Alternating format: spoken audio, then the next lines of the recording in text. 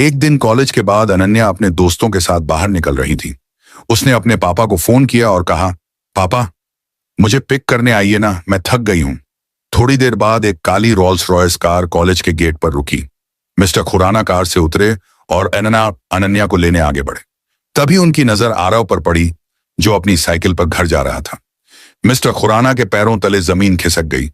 वे जल्दी से आरव के पास गए और हाथ जोड़कर बोले, आरव सर, आप यहां? आपने मुझे बताया क्यों नहीं? मैं आपके लिए कार भेज देता। अनन्या ये देखकर हैरान हो गई। उसने अपने पापा से पूछा, पापा ये आप क्या कर रहे हैं? ये तो वो गरीब लड़का है ना जो हमारी क्लास में है। आरव ने मिस्टर खुराना को चुपके से इशारा किया और कहा, अभी चुप रहिए, मैं अपना राज अभी नहीं खोलना चाहता, आप यहां से चले जाइए। मिस्टर खुराना चुपचाप वापस कार में बैठ गए, लेकिन अनन्या के दिल में एक सवाल उठने लगा, यह लड़का असल में कौन है? उसने अपने पापा से पूछा, पापा आपने उस लड़के के सामने क्यों हाथ जोड़े, वो कौन है? मिस्टर खुराना ने कहा, अनन्या अभी इसका वक्त नहीं है, तुम अपनी पढ़ाई पर ध्यान दो। लेकिन अनन्या का मन नहीं माना। उसने आरव के बारे में जानने की ठान ली। एक दिन सुबह के 9 बजे हुए थे। मुंबई की सुबह धीरे धीरे जाग रही थी। सूरज की पहली किरणें शहर के ऊंचे ऊंचे टावरों के बीच से छनकर सिंघानिया हवेली के विशाल बगीचे में पड़ रही थीं। यह हवेली मुंबई के सबसे पॉश इलाके मरीन ड्राइव के पास समुद्र के किनारे बनी थी।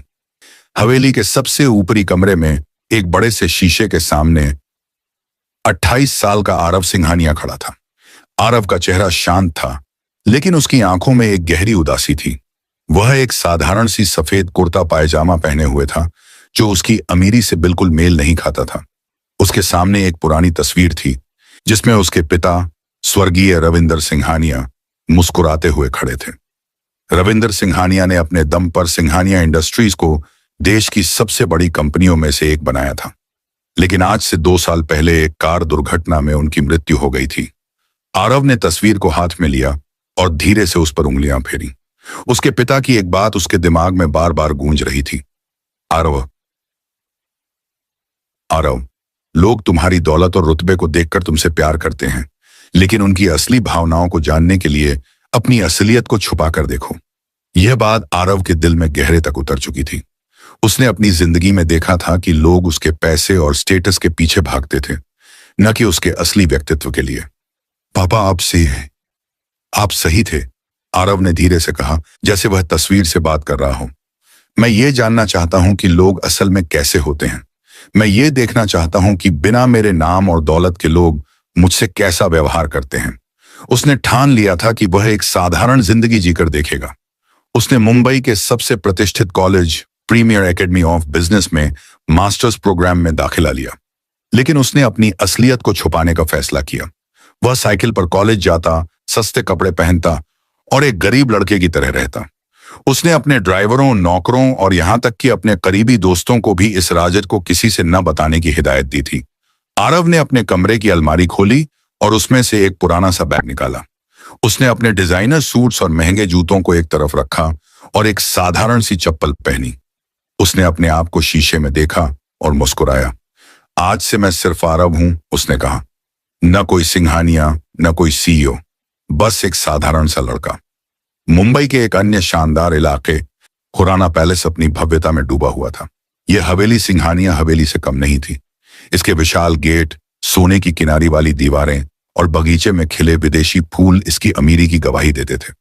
इस घर में रहती थी 24 साल की अनन्या खुराना, एक ऐसी लड़की जिसकी खूबसूरती किसी को भी मोह लेती थी।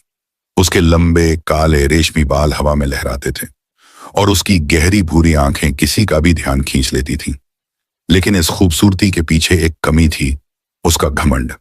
अनन्या अपने पिता राकेश खुराना की सबसे बड़ी बेटी थी। राकेश खुराना कॉरपोरेशन के मालिक थे, जो देश की जानी मानी कंपनियों में से एक थी। अनन्या को अपने पैसे, रुतबे और स्टेटस पर बहुत गर्व था। वह डिजाइनर कपड़े पहनती, महंगी गाड़ियों में घूमती और हर किसी को नीचा दिखाने में उसे मजा आता था। लेकिन उसके दिल में एक खालीपन था। उसके पिता ने उसे और उसकी छोटी बहन मायरा को कभी वह प्यार नहीं दिया जो एक बच्चा अपने माता पिता से चाहता है।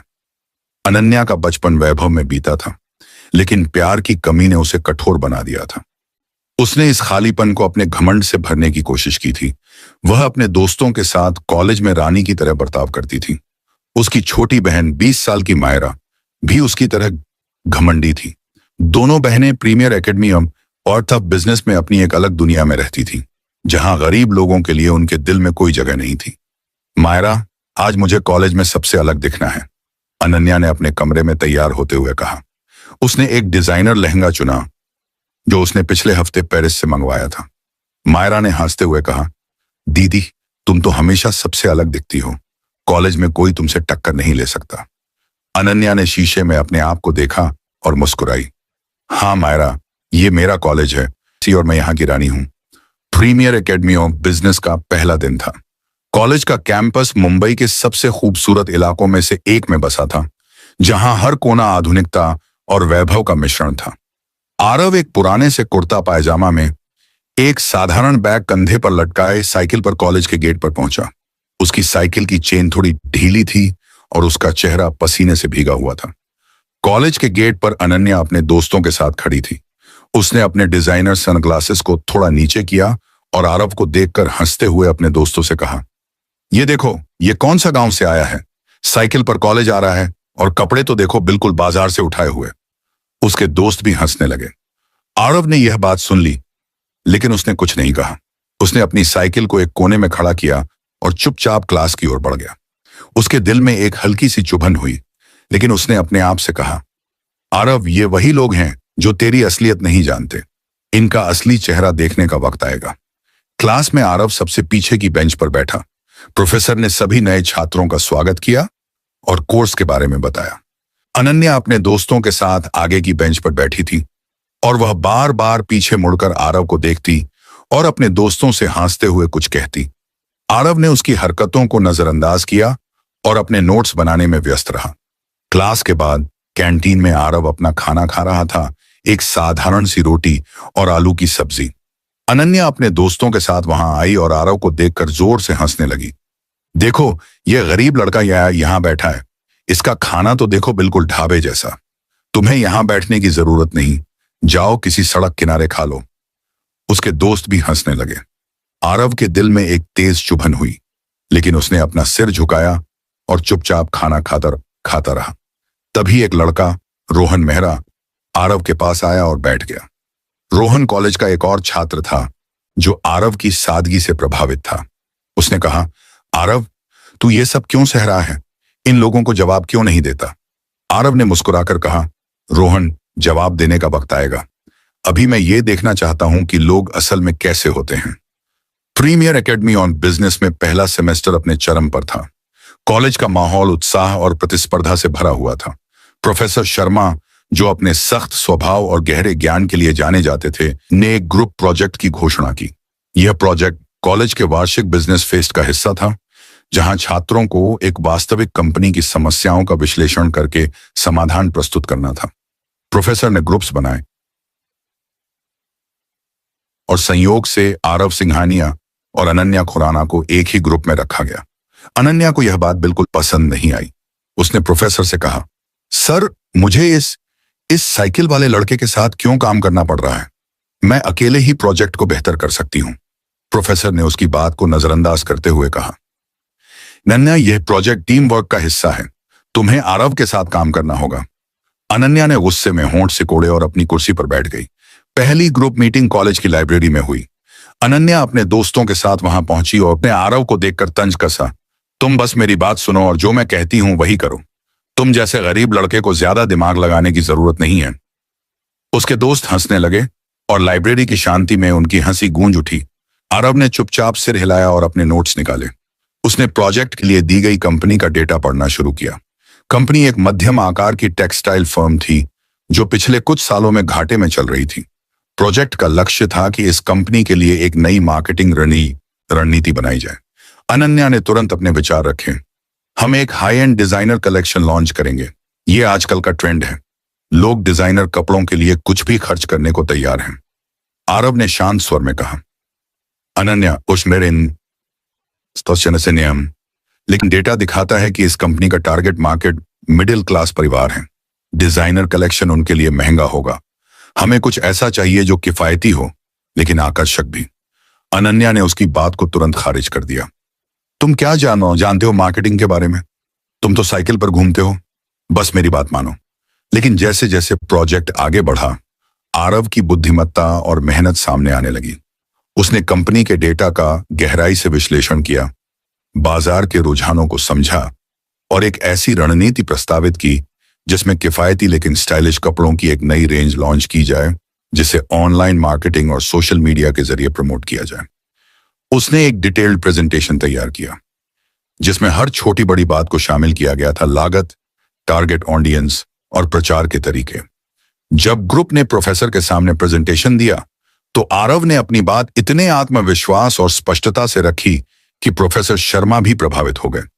अनन्या, जो शुरू में प्रेजेंटेशन को लीड करने वाली थी, चुपचाप सुनती रही। जब प्रोजेक्ट को कॉलेज में पहला पुरस्कार मिला तो अनन्या के मन में पहली बार आरव के लिए थोड़ी सी इज्जत जगी। उसने सोचा, यह लड़का इतना साधारण दिखता है लेकिन इसमें कुछ तो खास है। प्रोजेक्ट की सफलता के बाद कॉलेज में बिजनेस फेस्ट का आयोजन हुआ। फेस्ट में तरह तरह के स्टॉल्स, म्यूजिकल परफॉर्मेंस और बिजनेस क्विज थे। अनन्या अपने दोस्तों के साथ रानी की तरह घूम रही थी, लेकिन उसकी नजर बार बार आरव पर जा रही थी। वह अपने दोस्त रोहन मेहरा के साथ एक स्टॉल पर खड़ा था, जहां वह कुछ किताबें देख रहा था। अनन्या ने अपने दोस्तों से कहा, देखो, ये लड़का किताबें देख रहा है, शायद इसे कुछ सस्ता चाहिए होगा। लेकिन इस बार उसकी आवाज में पहले जैसा तंज नहीं था। फेस्ट के बाद, एक दिन कॉलेज के बाद, अनन्या अपने दोस्तों के साथ गेट पर खड़ी थी। उसने अपने पापा राकेश खुराना को फोन किया, पापा मुझे पिक करने आइए ना, मैं थक गई हूं। कुछ ही देर में एक चमचमाती काली रोल्स रॉयस कार कॉलेज के गेट पर रुकी। राकेश खुराना कार से उतरे और अनन्या की ओर बढ़े। तभी उनकी नजर आरव पर पड़ी, जो अपनी साइकिल पर घर जा रहा था। राकेश खुराना के चेहरे पर एक अजीब सी बेचैनी उभरी। वह तेजी से आरव के पास गए और हाथ जोड़कर बोले, आरव सर, आप यहां? आपने मुझे बताया क्यों नहीं? मैं आपके लिए कार भेज देता। अनन्या ये देखकर स्तब्ध रह गई। उसने अपने पापा से पूछा, पापा, ये आप क्या कर रहे हैं? ये तो वो साइकिल वाला लड़का है ना जो हमारी क्लास में है। आरव ने राकेश खुराना को चुपके से इशारा किया और धीरे से कहा, अभी चुप रहिए मिस्टर खुराना, मैं अपना राजा अभी नहीं खोलना चाहता, आप यहां से चले जाइए। राकेश खुराना ने सिर हिलाया और चुपचाप कार में बैठ गए। लेकिन अनन्या के मन में एक तूफान सा उठने लगा। उसने सोचा, यह लड़का कौन है? मेरे पापा इसे क्यों इतना सम्मान दे रहे हैं? अगले दिन कॉलेज की लाइब्रेरी में अनन्या और आरव एक साथ बैठे थे। अनन्या ने आरव से सीधे पूछा, तुम असल में कौन हो? मेरे पापा तुम्हें कैसे जानते हैं? आरव ने मुस्कुराकर कहा, मैं वही हूं जो तुम देख रही हो, एक साधारण सा लड़का। तुम्हारे पापा शायद मुझे किसी और के लिए समझ बैठे। अनन्या को उसकी बात पर यकीन नहीं हुआ, लेकिन उसकी शांत आवाज और सच्चाई से भरी आंखों ने अनन्या के दिल को छू लिया। उसने सोचा, इस लड़के में कुछ तो है, ये इतना साधारण क्यों दिखता है, फिर भी इतना कॉन्फिडेंट है। उस दिन के बाद अनन्या ने आरव के साथ थोड़ा और वक्त बिताना शुरू किया।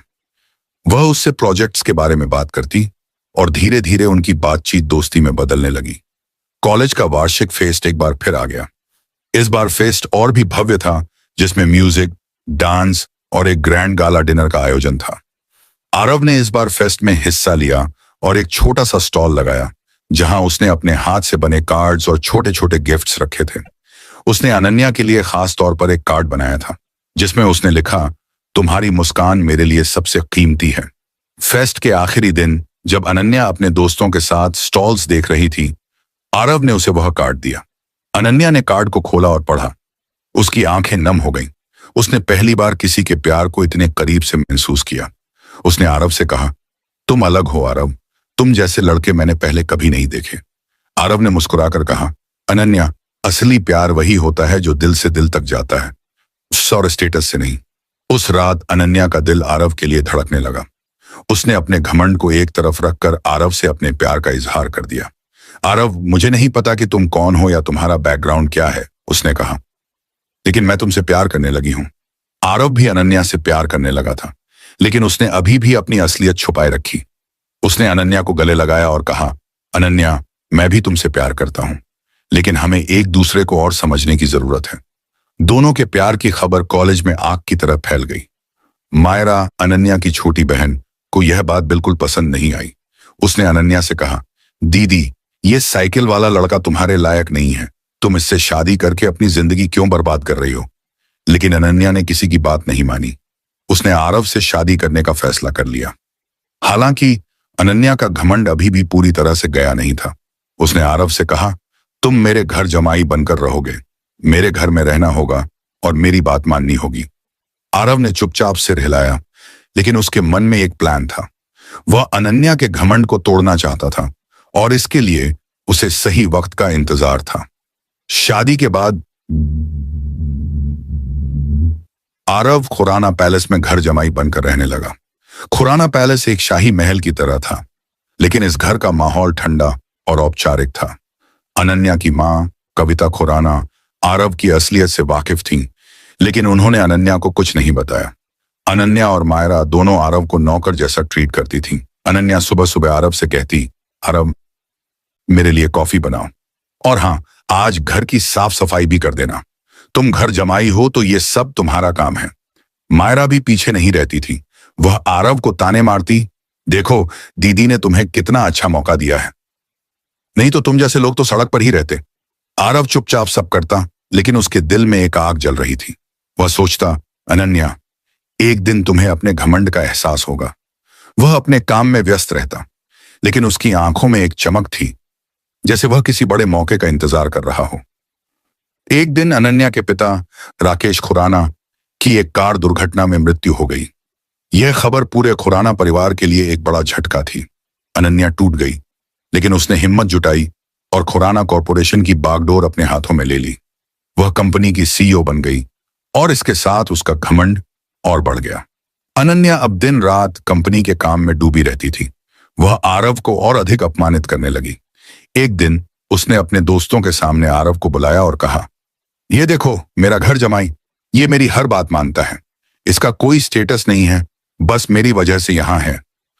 आरव ने यह सुन लिया, लेकिन उसने कुछ नहीं कहा। उसके दिल में एक टीस उठी, लेकिन उसने सोचा, अभी वक्त नहीं आया। अनन्या। खुराना पैलेस में दिन ब दिन माहौल और तनावपूर्ण होता जा रहा था। अनन्या खुराना, अब खुराना कॉरपोरेशन की सीईओ, अपने पिता की मृत्यु के बाद कंपनी को संभालने में पूरी तरह डूबी हुई थी। वह सुबह से देर रात तक मीटिंग्स, कॉन्फ्रेंस कॉल्स और बिजनेस डील्स में व्यस्त रहती, लेकिन इस व्यस्तता ने उसके घमंड को और बढ़ा दिया था। वह अब पहले से भी ज्यादा अहंकारी हो गई थी और उसका यह रवैया सबसे ज्यादा आरव सिंघानिया पर भारी पड़ रहा था। आरव वो जो खुराना पैलेस में घर जमाई के रूप में रह रहा था, अब भी अपनी असलियत छुपाए हुए था। वह चुपचाप अनन्या और उसकी छोटी बहन मायरा के ताने सहता। मायरा हर मौके पर आरव को नीचा दिखाने की कोशिश करती। एक दिन जब आरव रसोई में अनन्या के लिए कॉफी बना रहा था, मायरा ने हंसते हुए कहा, देखो दीदी, तुम्हारा नौकर कितनी अच्छी कॉफी बनाता है, इसे तो किसी ढाबे पर काम करना चाहिए था। अनन्या ने भी हल्की सी मुस्कान के साथ जवाब दिया, हाँ मायरा, लेकिन मैंने इसे मौका दिया है ना, मेरी वजह से ये यहां है। आरव ने यह सब सुना, लेकिन उसने कुछ नहीं कहा। उसकी आंखों में एक गहरी चमक थी, जैसे वह किसी बड़े मौके का इंतजार कर रहा हो। वह सोचता, अनन्या, तुम्हारा यह घमंड एक दिन तुम्हें बहुत महंगा पड़ेगा, लेकिन मैं तुम्हें अभी भी प्यार करता हूं और मैं चाहता हूं कि तुम खुद अपनी गलती समझो। इसी बीच एक नया शख्स अनन्या की जिंदगी में दाखिल हुआ, करण वर्मा। करण एक महत्वाकांक्षी और चालाक बिजनेसमैन था, जो खुराना कॉरपोरेशन के साथ एक बड़ी डील पर काम कर रहा था। वह अनन्या की खूबसूरती और स्टेटस से आकर्षित था, लेकिन उसकी नीयत में खोट था। कर्ण ने अनन्या को प्रभावित करने की ठान ली। उसने अनन्या को महंगे गिफ्ट्स दिए, डायमंड नेकलेस, डिजाइनर बैग्स, और यहां तक कि एक लग्जरी वॉच जो उसने स्विट्जरलैंड से मंगवाया था। एक दिन करण ने अनन्या को एक ग्रैंड डिनर पर आमंत्रित किया। मुंबई के सबसे महंगे रेस्तरां में समुद्र के किनारे बने एक टेबल पर करण ने अनन्या से कहा, अनन्या, तुम जैसी लड़की को एक घर जमाई के साथ नहीं रहना चाहिए। तुम एक रानी हो और तुम्हें एक राजा चाहिए। मैं तुम्हें वो जिंदगी दे सकता हूं जो तुम डिजर्व करती हो। अनन्या के मन में कर्ण की बातें घर करने लगी। वह सोचने लगी, शायद कर्ण सही है। आरव तो बस एक साधारण सा लड़का है, वह मेरे स्टेटस के लायक नहीं है। लेकिन उसके दिल में आरव के लिए अभी भी प्यार था। वह इस उलझन में फंस गई थी कि वह अपने घमंड को चुने या अपने प्यार को। साजिश रची। उसने खुराना कॉरपोरेशन की एक बड़ी डील को जानबूझकर कैंसिल करवा दिया। यह डील कंपनी के लिए बहुत महत्वपूर्ण थी, क्योंकि इसके बिना कंपनी को भारी नुकसान होने का खतरा था। जब अनन्या को इस डील के कैंसिल होने की खबर मिली, वह परेशान हो गई। उसने अपने बोर्ड मेंबर्स के साथ मीटिंग की, लेकिन कोई समाधान नहीं निकला। कहा, इम्पा मैंने कोई तरीकी दा अनन्या, मैं इस डील को वापस ला सकता हूं, मेरे पास कनेक्शंस हैं, लेकिन मेरी एक शर्त है, तुम्हें आरव को छोड़ना होगा और मुझसे शादी करनी होगी। अनन्या के मन में एक डर पैदा हो गया। वह कंपनी को बचाना चाहती थी, लेकिन आरव को छोड़ने का विचार उसे अंदर तक हिला रहा था। आला साता, उसने घर लौटकर आरव से गुस्से में कहा, तुमने मेरी जिंदगी में क्या दिया है? मेरी कंपनी डूब रही है और तुम बस घर में कॉफी बनाते हो। करण मुझे बचा सकता है, तुम नहीं। आरव के दिल में एक तेज दर्द उठा, लेकिन उसने शांत स्वर में कहा, अनन्या, तुम जो सही समझती हो वही करो, मैं तुम्हें कभी नहीं रोकूंगा। लेकिन आरव के मन में एक प्लान था। वह अब अपने राज को खोलने का फैसला कर चुका था। उसने सोचा, अब वक्त आ गया है अनन्या, तुम्हें मेरी असलियत जानने का समय हो गया है। खुराना कॉरपोरेशन के बोर्ड रूम में तनाव का माहौल था। शेयर होल्डर्स गुस्से में थे। डील के कैंसिल होने से कंपनी के शेयरों की कीमत तेजी से गिर रही थी। बोर्ड मेंबर्स ने अनन्या पर दबाव डाला, अनन्या, अगर ये डील नहीं हुई तो हम कंपनी बंद कर देंगे। तुम्हारी गलतियों की वजह से हमारा पैसा डूब रहा है। अनन्या की आंखें नम थीं। वह अपनी कुर्सी पर बैठी थी और उसके हाथ कांप रहे थे। उसने कर्ण को फोन किया और मदद मांगी। कर्ण ने ठंडे लहजे में कहा, अनन्या, मैंने तुम्हें अपनी शर्त बता दी थी। अगर तुम आरव को डिवोर्स देती हो तो मैं डील को वापस ला सकता हूं। अनन्या ने फोन रखा और अपने आंसुओं को पोंछा। वह सोच रही थी कि क्या वह अपने प्यार को कुर्बान कर दे। तभी बोर्ड रूम का दरवाजा खुला और एक काले सूट में सजा हुआ शख्स अंदर आया। उसकी चाल में आत्मविश्वास था और उसकी आंखों में एक अजीब सी चमक थी। अनन्या ने उसे देखा और गुस्से में चिल्लाई, आरव, तुम यहां क्या कर रहे हो? यह तुम्हारी जगह नहीं है। आरव ने मुस्कुराकर कहा, अनन्या, अब वक्त आ गया है कि तुम मेरी असलियत जान लो। उसने बोर्ड मेंबर्स की ओर देखा और शांत लेकिन दमदार आवाज में कहा, मैं आरव सिंघानिया हूं, सिंघानिया इंडस्ट्रीज का सीईओ। यह कंपनी मैं बचाऊंगा। बोर्ड रूम में सन्नाटा छा गया। अनन्या के पैरों तले जमीन खिसक गई। उसने कांपते हुए पूछा, सिंघानिया इंडस्ट्रीज? तुम वो आरव सिंघानिया हो? आरव ने सिर हिलाया और कहा, हाँ अनन्या, मैं वही आरव सिंघानिया हूं जिसकी कंपनी देश की सबसे बड़ी कंपनियों में से एक है। मैंने अपनी असलियत छुपाई थी क्योंकि मैं ये देखना चाहता था कि लोग मुझे मेरे पैसे और रुतबे के बिना कैसे देखते हैं। उसने अपने फोन से एक कॉल किया और कुछ ही मिनटों में डील को वापस लाने की बात पक्की कर दी। बोर्ड मेंबर्स हैरान थे। एक शेयर होल्डर ने कहा, मिस्टर सिंघानिया, अगर हमें पता होता कि आप यहां हैं तो हम कभी इतने परेशान नहीं होते। आरव ने अनन्या की ओर देखा और कहा, अनन्या, मैंने तुमसे प्यार किया, लेकिन तुमने मुझे कभी अपना नहीं समझा। तुम्हारे घमंड ने हमारे प्यार को चोट दी। अनन्या की आंखों में आंसू आ गए। वह बोर्ड रूम से बाहर निकली और गलियारे में अकेले बैठकर रोने लगी। उसने सोचा, मैंने आरव को गलत समझा। मैं अपने घमंड में इतनी अंधी हो गई थी कि मैंने उसके प्यार को नहीं देखा। कर्ण की साजिश भी सामने आ गई। बोर्ड रूम में मौजूद एक मेंबर ने बताया कि कर्ण ने जानबूझकर डील कैंसिल करवाई थी ताकि वह अनन्या को ब्लैकमेल कर सके। कर्ण को बोर्ड रूम में बुलाया गया और उसने सारी सच्चाई कबूल कर ली। उसने अनन्या से माफी मांगी, लेकिन अनन्या ने उसे साफ मना कर दिया। तुमने मेरे साथ धोखा किया कर्ण, तुम मेरे लिए अब कुछ भी नहीं हो। कुछ दिन बाद खुराना पैलेस में एक नया माहौल था। अनन्या ने आरव से दिल से माफी मांगी। उसने कहा, आरव, मुझे माफ कर दो, मैंने तुम्हें गलत समझा। मैं अपने घमंड में अंधी हो गई थी। आरव ने अनन्या को गले लगाया और कहा, अनन्या, प्यार घमंड से नहीं, दिल से होता है। मैं तुमसे अभी भी प्यार करता हूं। अब हम एक नई शुरुआत करेंगे। दोनों ने मिलकर खुराना कॉरपोरेशन और सिंघानिया इंडस्ट्रीज को एक साथ चलाने का फैसला किया। अनन्या ने अपने घमंड को पूरी तरह छोड़ दिया और आरव के साथ एक सच्चा रिश्ता बनाया। मायरा भी धीरे धीरे बदलने लगी। उसने आरव से माफी मांगी और कहा, मैंने तुम्हें गलत समझा जीजू, तुम सचमुच एक अच्छे इंसान हो। कुछ समय बाद अनन्या ने एक खूबसूरत बेटी को जन्म दिया, जिसका नाम उन्होंने इशिता रखा। इशिता बचपन से ही बहुत सुंदर थी और उसकी मुस्कान पूरे खुराना पैलेस को रोशन कर देती थी। अनन्या, आरव और कविता खुराना, अनन्या की मां, सभी मिलकर इशिता का ध्यान रखते थे। कविता खुराना, जो हमेशा आरव की असलियत जानती थीं, अब खुलकर उसकी तारीफ करती थीं। खुराना पैलेस में खुशियों का माहौल था। आरव और अनन्या दोनों अपने बिजनेस को बेहतरीन तरीके से चला रहे थे। सिंघानिया इंडस्ट्रीज और खुराना कॉरपोरेशन ने मिलकर कई नई परियोजनाएं शुरू की और उनकी कंपनियां नई ऊंचाइयों को छू रही थीं। इशिता का ध्यान रखने में कविता खुराना पूरी तरह से समर्पित थी। वह इशिता को कहानियां सुनाती, उसे पार्क में ले जाती, और उसकी हर छोटी बड़ी जरूरत का ख्याल रखती। लेकिन इस खुशहाल जिंदगी के बीच एक तूफान का इशारा था।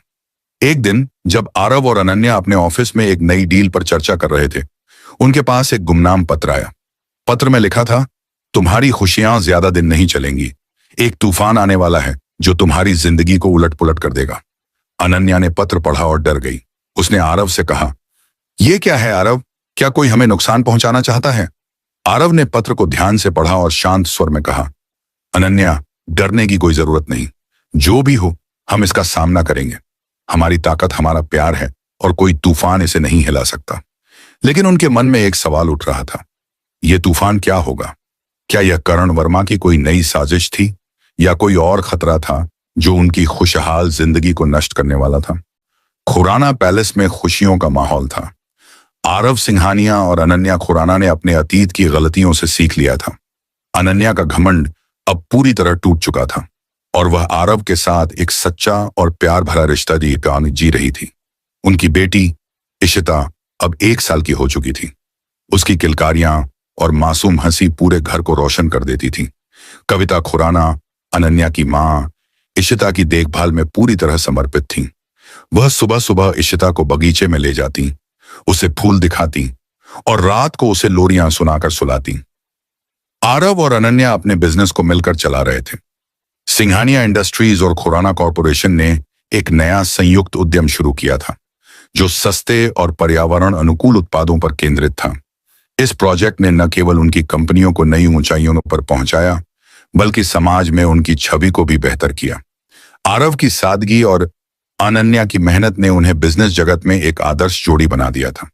लेकिन उस गुमनाम पत्र ने उनके मन में एक अजीब सा डर पैदा कर दिया था। तुम्हारी खुशियां ज्यादा दिन नहीं चलेंगी, एक तूफान आने वाला है जो तुम्हारी जिंदगी को उलट पुलट कर देगा। अनन्या हर रात इस पत्र के बारे में सोचती और बेचैन हो जाती। वह आरव से कहती, आरव, तब मुझे डर लगता है, क्या यह करण वर्मा की कोई नई चाल है? आरव उसे गले लगाकर शांत करता, अनन्या, डरने की कोई जरूरत नहीं, हमने पहले भी मुश्किलों का सामना किया है। यह तूफान चाहे जो भी हो, हम इसका सामना करेंगे। लेकिन आरव के मन में भी एक हल्की सी बेचैनी थी। वह जानता था कि उनकी सफलता और खुशी से कई लोग जलते थे।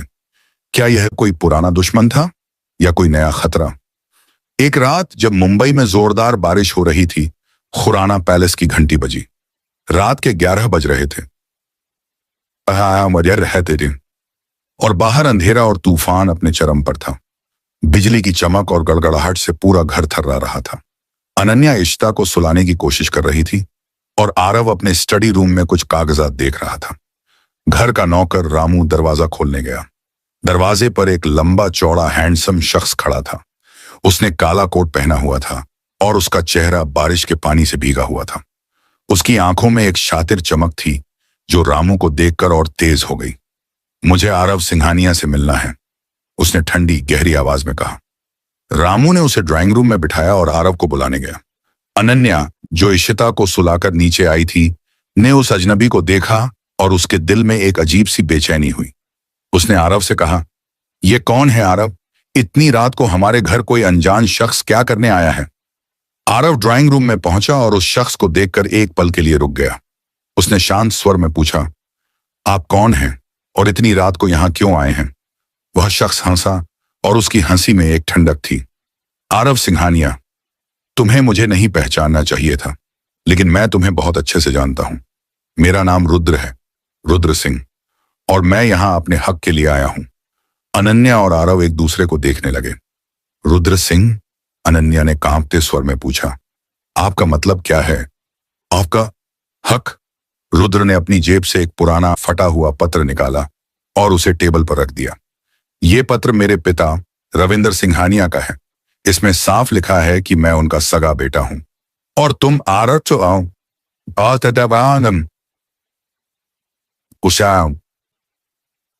तुम सिर्फ उनके गोद लिए हुए बेटे हो। सिंघानिया इंडस्ट्रीज पर मेरा हक है और मैं उसे लेने आया हूं।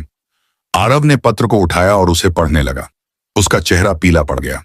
पत्र में लिखा था कि रविंदर सिंघानिया ने आरव को गोद लिया था और उनका असली बेटा रुद्र कई साल पहले परिवार से अलग हो गया था। रविंदर ने रुद्र को ढूंढने की बहुत कोशिश की थी, लेकिन वह नहीं मिला। पत्र में यह भी लिखा था कि अगर रुद्र कभी लौटे तो सिंघानिया इंडस्ट्रीज का आधा हिस्सा उसका हक होगा। अनन्या ने गुस्से में कहा, यह सब झूठ है, तुम कोई धोखेबाज हो। आरव ही सिंघानिया इंडस्ट्रीज का मालिक है, तुम यहां से चले जाओ। रुद्र ने फिर हंसते हुए कहा, अनन्या, तुम्हें मेरे बारे में कुछ नहीं पता। मैं रुद्र सिंह हूं और मैंने सालों तक इंतजार किया है। अब मैं वापस आया हूं और मैं अपना हक लेकर रहूंगा। आरव ने शांत स्वर में कहा, रुद्र, अगर तुम सचमुच मेरे पिता के बेटे हो तो मैं तुम्हारा स्वागत करता हूं, लेकिन यह हक और हिस्से की बातें कोर्ट में तय होंगी। मैं तुम्हें कुछ नहीं दूंगा जब तक कि यह साबित नहीं हो जाता कि तुम वही हो जो तुम कह रहे हो। रुद्र ने एक ठंडी मुस्कान बिखेरी और कहा, ठीक है आरव, मैं कोर्ट में मिलूंगा, लेकिन यह याद रखना यह तूफान अभी शुरू हुआ है। वह दरवाजे की ओर बढ़ा और बारिश में गायब हो गया। रुद्र के जाने के बाद खुराना पैलेस में सन्नाटा छा गया। अनन्या ने आरव का हाथ पकड़ा और कहा, आरव, यह सब क्या था? क्या वो सच कह रहा है? क्या तुम सचमुच गोद लिए हुए हो? आरव ने गहरी सांस ली और कहा, अनन्या, मुझे नहीं पता। मेरे पिता ने मुझे कभी नहीं बताया कि मैं गोद लिया हुआ हूं, लेकिन अगर यह सच है तो मैं इसका सामना करूंगा। मैंने हमेशा सच्चाई और मेहनत से जीत हासिल की है और इस बार भी वही करूंगा। अनन्या की आंखों में आंसू थे। उसने कहा, आरव, मैं तुम्हारे साथ हूं, चाहे जो हो, हम इस तूफान का सामना करेंगे। अगले कुछ हफ्तों में आरव और अनन्या ने रुद्र के दावों की जांच शुरू की। उन्होंने वकीलों की एक टीम बनाई और रविंदर सिंघानिया के पुराने रिकॉर्ड्स खंगाले। पता चला कि रुद्र सचमुच रविंदर का बेटा था, लेकिन वह सालों पहले परिवार से बगावत करके चला गया था। रविंदर ने उसे ढूंढने की कोशिश की थी, लेकिन रुद्र ने कभी संपर्क नहीं किया। रुद्र ने कोर्ट में केस दायर कर दिया, जिसमें उसने सिंघानिया इंडस्ट्रीज के आधे हिस्से की मांग की। कोर्ट की सुनवाई शुरू हुई और यह मामला मीडिया में सुर्खियां बन गया। सिंघानिया इंडस्ट्रीज का वारिस आम वारिस, सगा बेटा या गोद लिया बेटा, हर अखबार और न्यूज चैनल इस कहानी को कवर कर रहा था। लेकिन आरव ने हार नहीं मानी। उसने अपने वकीलों के साथ मिलकर रुद्र के दावों का जवाब तैयार किया। उसने कोर्ट में कहा, मैंने सिंघानिया इंडस्ट्रीज को अपनी मेहनत और लगन से यहां तक पहुंचाया है। अगर रुद्र मेरा भाई है तो मैं उसे परिवार में शामिल करने को तैयार हूं, लेकिन कंपनी का हक सिर्फ कागजों से नहीं, मेहनत से तय होता है। अनन्या ने भी आरव का पूरा साथ दिया। उसने खुराना कॉरपोरेशन की ताकत का इस्तेमाल करके रुद्र के खिलाफ सबूत जुटाए। पता चला कि रुद्र ने पिछले कुछ सालों में कई गैर कानूनी कारोबार किए थे और वह सिंघानिया इंडस्ट्रीज को सिर्फ पैसों के लिए हड़पना चाहता था। कोर्ट की सुनवाई के बाद जज ने फैसला सुनाया। रुद्र को सिंघानिया इंडस्ट्रीज का कोई हिस्सा नहीं मिला क्योंकि उसने कभी कंपनी के लिए कोई योगदान नहीं दिया था। लेकिन आरव ने एक बड़ा फैसला लिया। उसने रुद्र को परिवार में शामिल करने का प्रस्ताव रखा। उसने कहा, रुद्र, अगर तुम मेरे पिता के बेटे हो तो तुम मेरे भाई हो। मैं तुम्हें एक मौका देना चाहता हूं। हमारे परिवार में वापस आ जाओ और हम मिलकर काम करेंगे। रुद्र ने पहले तो इस प्रस्ताव को ठुकरा दिया, आशा कमाने में पाम हरारत दिया, लेकिन बाद में उसने अपनी गलती मानी। वह खुराना पैलेस में आरव और अनन्या से मिलने आया और माफी मांगी। उसने कहा, मैंने लालच में आकर गलत किया, मैं तुम्हारे साथ काम करना चाहता हूं। आरव और अनन्या ने उसे माफ कर दिया और रुद्र को सिंघानिया इंडस्ट्रीज में एक छोटी सी भूमिका दी गई। धीरे धीरे वह परिवार का हिस्सा बनने लगा। इशिता की किलकारियों ने रुद्र के कठोर दिल को भी पिघला दिया और वह एक बेहतर इंसान बनने की कोशिश करने लगा। कहानी का अंत एक खुशहाल नोट पर हुआ। खुराना पैलेस में एक बार फिर हंसी और प्यार का माहौल था। आरव और अनन्या ने अपनी बेटी इशिता के साथ एक नई जिंदगी शुरू की। उन्होंने सीख लिया था कि प्यार और विश्वास ही असली ताकत है। लेकिन उनके मन में नजरिए में एक सवाल अभी भी था, क्या कोई और तूफान उनकी जिंदगी में आएगा, या क्या ये उनकी खुशियों की शुरुआत थी। कुछ समय बाद एक रात के अंधेरे में जब खुराना पैलेस सो रहा था, एक और गुमनाम पत्र उनके दरवाजे पर मिला। इसमें लिखा था, रुद्र सिर्फ शुरुआत था, असली तूफान अभी बाकी है।